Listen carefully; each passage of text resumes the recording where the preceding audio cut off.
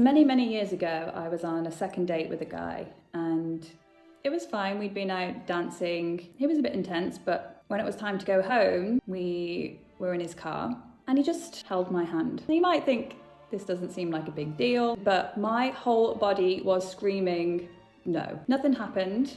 I went home and I knew that I didn't want to see him again, but I allowed him to coerce me into going onto a third date.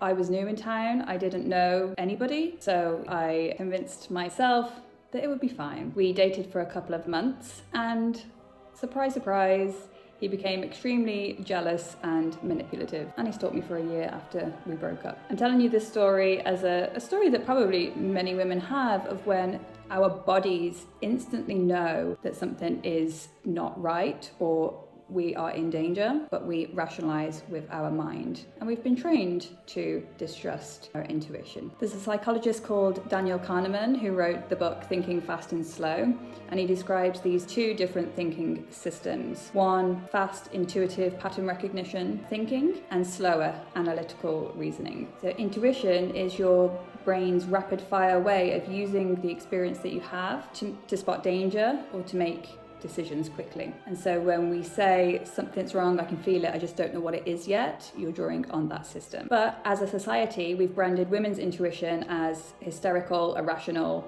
or overreacting, but men are allowed to have their gut feelings and it's not minimized. Same cognitive processes, two different social statuses. And over time, what happens is when you're constantly told not to trust your own body, your own feelings, you begin to trust others' comfort and desires over your own safety. And when you don't trust yourself, you're easier to control, you're easier to exploit, easier to blame when harm does happen. So maybe this is something that you can try out this week.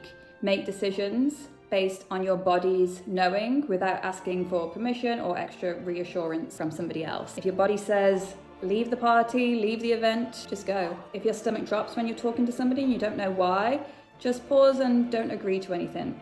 Go away, and then listen to what your body is telling you rather than what your mind is telling you. When women say something feels off, we need to believe them. Your intuition is real and powerful, and when you trust it and listen to it, you're harder to exploit by both systems and people. If you want to go deeper into these topics, subscribe to my free newsletter.